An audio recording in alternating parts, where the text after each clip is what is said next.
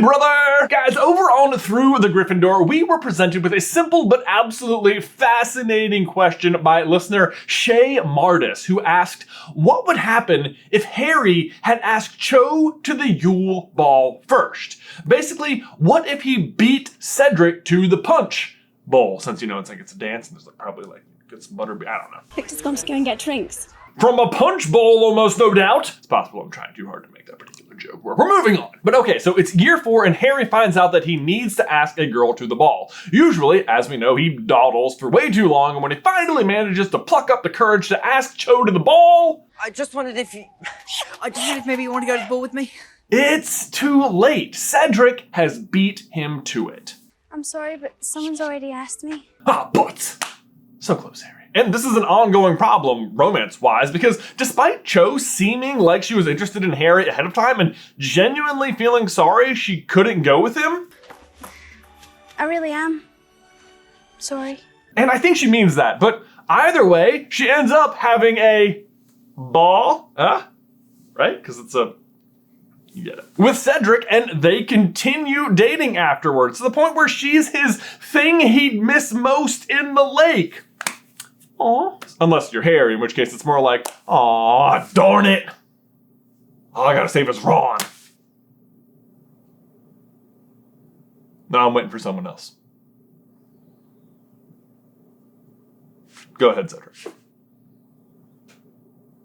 Hi, Crom. Oh crap, I gotta go. Of course, Harry and Cho do finally get their shot a year later, but it's almost doomed to fail from the beginning. She was sort of crying. Because Cho, very understandably I might add, is just too broken up, not with, but, about Cedric to try and date anyone new. Since, he died. Cedric's living relationship with Cho and his ultimate death forms a wall between Harry and Cho that the two just can't climb. Which is, fine, by the way, but it does make you wonder, what if Harry had just asked her first? Well, today, we find out. Hey, brother! But hey, before we begin, and speaking of Through the Gryffindor, don't forget we are going on tour, Through the Griffin tour this February, and we're heading to the Southeast. So we are starting in Charlotte, heading to Tampa, Orlando, Jacksonville, Atlanta, and Nashville. Tickets are on sale, and links to all of that is in the description down below. It's going to be a super fun live show. We're going to do a live Jay vs. Ben, a live recording of Through the Gryffindor, and we just can't wait to see you guys there. Okay, can I just say the fact that Harry has such a hard time asking out Cho is always a bit of a pickle for me. I mean, come on, dude, you can base it on Voldemort in a grave, but you can't ask a girl out? And don't get me wrong, I'm not saying I was great at it either, but I'm also not the chosen one or a Gryffindor, so, show some courage, man. I'm the chosen one. And act like it. And I managed eventually, okay? Look, here's me and my wife at prom. Ha! Boom! I have to do the rest of the video. Okay. So, here we go. Harry asked Cho to the Yule Ball, and she says, yes! J. Carlin on the scene here with Cho Chang of Hogwarts School. Cho, we've just heard word that Harry, the chosen one Potter, has asked you to the Yule Ball. And what did you say? Well, I've said I'll go. Well, there you have it, folks. She said she'll go. Do I hear wedding bells? Yes. Well, you heard it here first, folks. Now back to you in the studio, Jay. But with a yes from Cho Chang, Harry is elated. He's been worried about asking her out, but he never even considered how he'd feel if she said yes. But wow, what a feeling. I mean, the Yule Ball suddenly goes from being this terrible task he has to do to something he's actually looking forward to. On the flip end, I always kind of assumed that if Cho had said no and Harry wasn't a champion, he'd just as soon have not even gone. But here's where some of the fun begins, because if Harry and Cho were paired up together, who does that mean everyone else goes with? Well, I think Krum still takes Hermione. I mean, I see no reason for that to change. And Cedric takes... boy, that's a good question. Y'all, I'm going to take a brief pause right there to give a huge thank you to today's sponsor, BetterHelp. So not to be overly poetic, but life can be a bit like a story, right? You can scribble your what ifs all day. What if I spent 10 whole episodes trying to decide what would happen if Ron was in Hufflepuff? Or what if I really focused on eating healthier this year, but for real this time? I mean, guys, it's January 8th. We made it a whole week. It's time to let those resolutions go. But life isn't about resolutions that fade by today or February. It's about picking up the pen and becoming the author of your own story. And while Ben is good at helping me write a good script here on Super Carlin Brothers, therapy is kind of my editorial partner, if you will, helping to write new chapters and create the meaningful story I'm trying to live. And not to extend the metaphor too far, but who doesn't love a good plot twist? And honestly, this is something that has been huge in therapy, having someone else recognize aspirations that may be obvious to someone else, but not to me. It's amazing what just being asked the question, "So what's holding you back?" can unlock, because at least in my case, the answer was nothing and no one except myself. So write your own story with BetterHelp. Visit betterhelp.com/super to get 10% off your first month. That's BetterHelp, HELP.com/super. Link is in the description down below. This is a fun rabbit hole. I was trying to look up if there were any other known girls on the Hufflepuff Quidditch team when he was captain, and it turns out, yes, there are a few. We've got Maxine O'Flattery at Beater, we've got Tasman Appleby at Chaser, and Heidi McAvoy also at Chaser. You think Tasman is like related to the restaurant chain? However, all three of those characters are like only as canon as the very old Quidditch World Cup video game, so I would say like iffy at best. So maybe one of those three, but hear me out. Cedric takes Katie Bell, Quidditch player from another house, same year as Cho, and we know she thinks he's handsome. They've got a new captain and seeker, Cedric Diggory. Angelina, Alicia, and Katie suddenly giggled. "What?" said Wood, frowning at his lighthearted behavior. "He's that tall, good-looking one, isn't he?" said Angelina. "Strong and silent," said Katie, as they started to giggle again. The real question, I think, is who does Ron take? And I think the answer is Parvati. I mean, really, it's just math. Like, she's the last Gryffindor girl available, and they both need dates, and that's pretty much how Harry ends up going with Parvati. Plus, Luna hasn't been properly introduced into the story yet, because otherwise it would just definitely be her. #RedMoon, full video right here. But ultimately, I think the dance goes really well for everyone. Like, Ron is usually very sulky because he feels jealous about Hermione, and maybe he still does, but you know, misery loves company, and this time he won't have any, because this time Harry is actually having fun at the dance with the date he wants to be there with. So yay, Harry and Cho were dating. Amaze! And if we follow the book through on its regular course of logic, that also means that Cho would likely become Harry's someone in the lake instead of Ron. Cedric would then either be rescuing Katie or possibly his dad, I guess? This is Amos Diggory, everyone. And I can just picture that conversation when Cedric knows that Harry beat him to the bottom of the lake, but he got to the surface first. "Yes, but you didn't stay in, did you? But the best man won. I'm sure Harry'd say the same, wouldn't you, eh? One falls off his lake, one stays in. You don't need to be a genius to tell which one's the better swimmer." Classic Amos, am I right? Which, by the way, I just love the idea that falling off of a lake just means getting out of it. It even works out in the jealousy department, because Cho usually gets pretty jealous of Hermione, but Hermione is literally down in the lake for the same reason as her, but for crumbs. So like, nothing to worry about. Ron, I think, does start dating Parvati now that both his friends are in a relationship and doesn't want to feel left out, and probably wants to make Hermione jealous, but I bet it goes better than you'd think. I mean, there is an actual alternate timeline where he does marry Padma Patil, which, you know, that happens in here. So, I mean, I guess that happens if you call this canon, which, like, we don't. We literally keep this, like, within arm's reach of the set just so we can make that joke. Honestly, though, doesn't really matter. The true good news for Ron is that it means he won't ever have to date Lav, and we can all be spared this.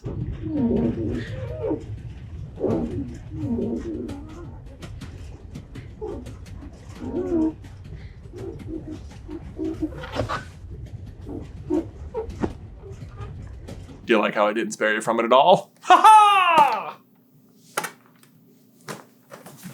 Anyway, Harry and Cedric enter the maid, tied. They find the cup. "You take it! No, you! Together? Okay. Ah! Kill the spare! Expelliarmus! My boy!" Cedric Diggory was murdered. Very tragic. The big difference is, of course, Cho's reaction to it all, because normally Cedric's death breaks her. And obviously it's still horrible for everyone, but this time she's just scared to death that Harry faced down Voldemort and insanely relieved that he survived. Out of breath after all that. Normally, Harry tells Cho, well, I have talked about it, Harry said in a whisper, to Ron and Hermione. But, oh, you'll talk to Hermione Granger, but you won't talk to me? Goes downhill from there. Hermione's got nice skin.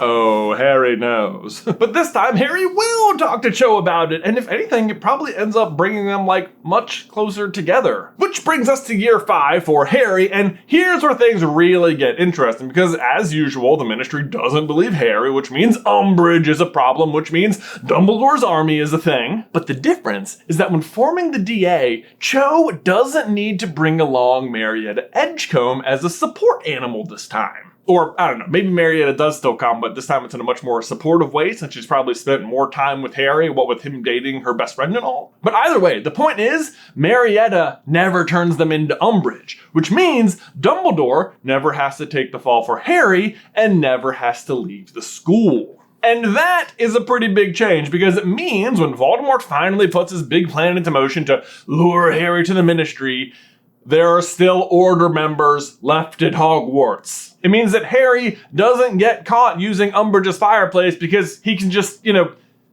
tell Dumbledore. Now, true, Dumbledore's not really talking to him or making eye contact with him that year, but when Ron's dad is attacked by Nagini, he does still manage to tell Dumbledore and get things solved, and either way, Dumbledore is not his only ally. McGonagall and Hagrid are also both there. Because I doubt if Dumbledore is still there, Umbridge still tries to oust Hagrid with a bunch of Ministry officials. I imagine it's very similar to Trelawney, she'll successfully fire him, but he already has a house on the school, and obviously Dumbledore's just gonna let him stay. But if Hagrid is not surprised in the middle of the night by Umbridge, then McGonagall isn't stunned by 4 people at the same time either, so Harry actually still has a lot of help at Hogwarts. So, Harry just tells Dumbledore that Voldemort is torturing Sirius in the Department of Mystery, something that Dumbledore has been waiting to hear. Maybe not specifically that, something like that, something that would lure Harry there. But so instead of the Death Eaters ambushing the DA,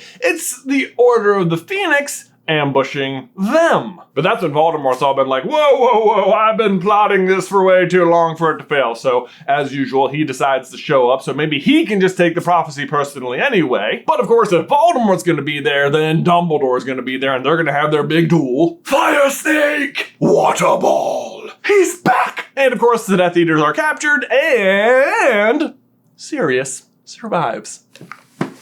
What? Plus, not only does Sirius survive, but if the Ministry is forced to realize that Dumbledore is telling the truth, they also must accept that Sirius is innocent. What? That's awesome! But also, because Harry didn't have to go to the Ministry, he doesn't trace Bellatrix away from the rest of the group, meaning that she is captured too. Which, that's not a huge deal, you might think, since she doesn't even participate in the Battle of the Astronomy Tower for some reason. Why? That might not sound right because in the movie she actually casts the Dark Mark, but if you read the book, she's not there at all. The theory is that she's actually pregnant at that time based on the timing of things that happened in here, but sure. Either way, if Bellatrix is captured, there are some key changes. One is that there's no unbreakable vow with Snape and Narcissa. Narcissa probably still asks Snape for help and he probably still agrees. They just won't have that third party there to make it official. I'm gonna get some Wormtails there, but does he even count? Either way, not a huge deal because Snape makes the vow under false pretenses anyway, since he's already agreed to do the exact same thing with Dumbledore, but at least now his life is not on the line. But then there is this scene during Slughorn's party, and this is a little bit bigger change. Don't look at me like that. I know what you're doing. I'm not stupid, but it won't work. I can stop you. There was a pause, and then Snape said, Aunt Bellatrix has been teaching you occlumency, I see. What thoughts are you trying to conceal from your master, Draco? So no Bellatrix means no occlumency training for Draco, which means Snape can successfully Legilimens out what Draco is doing and find out about the Vanishing Cabinet. And since Montague was trapped in the vanishing cabinet for like a month, and since Harry had DA meetings in the Room of Requirement, I think Dumbledore can work out how to get in and stop this plan in the name of, protecting any other students from getting hurt. Thus, Draco will be successfully thwarted and will be forced to kind of accept help from Dumbledore rather than letting himself, get like murdered by Voldemort. Smart move, Draco. Smart move. Which then, yes, if you're keeping track, also means that Snape does not kill Dumbledore on the lightning-struck tower. Hooray! It also means that when they get back from the cave, there is no big kerfluffle happening at the castle, and they can just open the fake locket, and of course immediately Dumbledore is gonna know who R.A.B. is, and hey, great news, Sirius is alive! So they just head right on over to Grimmauld Place, where Sirius isn't dead, and because he's not dead, Mundungus hasn't stolen his stuff, so Creature does still have the real locket at the house. So they get the locket, and Dumbledore is all like, Harry, I think you need to speak Parseltongue to open it. That was a terrible Dumbledore voice. Harry, I think you have to speak Parseltongue to open it. And then Harry is all like,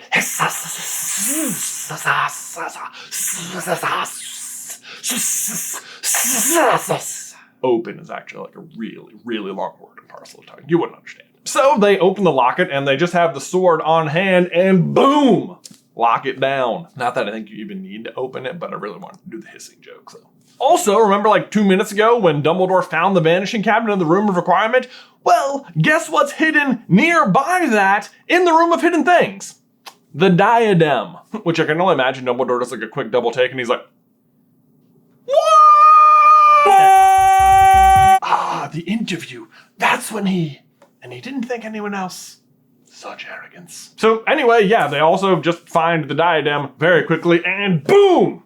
Diadem down. Which means now we just have the snake and the cup and the Harry. So tune in next week for, no, I'm just kidding, this is a one-parter. Can you imagine if this was a 10-part series or something? We'd be done in September. But also, don't forget, all the business with the ring, that all still went down. Meaning that Dumbledore's life is still on the clock due to the curse on his hand, but this time he won't have Snape around to save Draco from a terrible fate and kill him. And also remember that we have no leads on the cup at this point, so it would seem, despite everything kind of going Harry's way because he asked Cho first, Voldemort might still have a chance to survive. But Dumbledore has a guess as to how to find the cup and decides to give his life to one last stance against Voldemort, calling him publicly to a duel. This move surprises Voldemort, and he finds himself in a very tricky situation. I mean, is it a trap? It's not a trap, sort of. It kinda is, but not in the way he thinks. Obviously, Voldemort can't stand down. His pride and arrogance are far too great. And if he backs down, the world will not see him as a threat. Plus,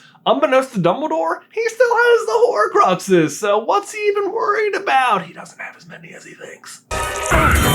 So, Voldemort accepts the duel, and it is intense. It wages back and forth, each displaying bouts of magic, the lights of which have rarely been seen. But at last, Voldemort plays his ace in the hole and calls Nagini to the field to assist him in battle. Suddenly outnumbered, Dumbledore goes on the defensive, blocking spells while also keeping the snake at bay. Dumbledore surrounded on both sides, and Nagini and Voldemort both go for the kill, or at least that's the plan. Preemptively, however, Dumbledore casts a very basic tripping drinks, and Voldemort stumbles. His balance is off for just enough. He looks up at Dumbledore and for half a second knows he's lost, waits for the spell, and then Dumbledore turns? With one swift motion, his wand slices through the air, and Nagini falls.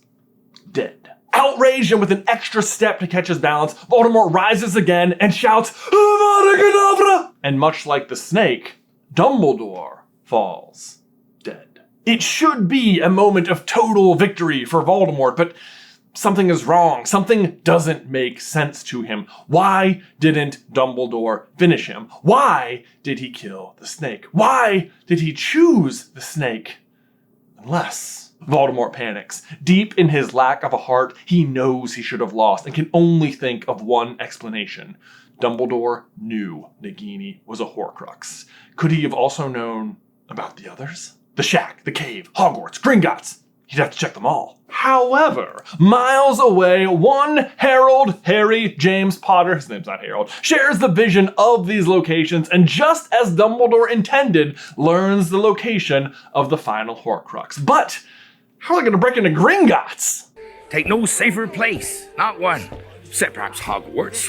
Yeah, Hogwarts was so safe. And the race is on. Harry barely has any time to act before he's certain Voldemort will discover and redouble the protections around the cup. But how is he going to get into the Lestrange vault, which he knows it's theirs because he saw the family crest somewhere behind the cup in the vision? Well, lest you forget, one Sirius Black is still alive, and if there's a house as old as the Lestranges, it's the Blacks, and his vault is just as deep down as theirs is. Thus, accessing the lower levels is as simple as asking to go to Sirius's vault with Sirius. But they really don't have time to plan. They make way at once, knowing they'll just have to figure it out as they go. Sirius doesn't know what's up, but is helping Harry blindly. Once below and outside the Black family vault, they Imperious the goblin that brought them down and force him to bring them to the Lestrange vault and open it. Once inside, however, the alarm starts sounding and they have to act fast. The molten treasure is growing higher and higher, and Harry knocks the cup down into the heap. Oh no! He, Ron, Hermione, and Sirius stare in panic as the pile grows larger and larger, searching for the cup, and then